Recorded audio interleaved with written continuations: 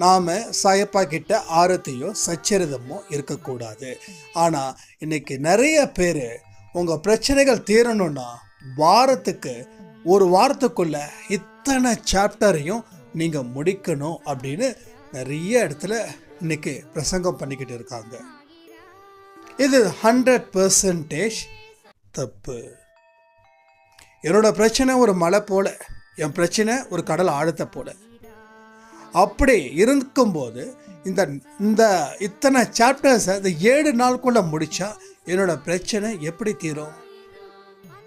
அப்போ ஆரத்தி எடுக்கிறதாலேயோ சச்சரிதம் படிக்கிறதாலேயோ பிரச்சனை தீருவதற்கும் அதுக்கும் எந்த சம்பந்தமும் இல்லை.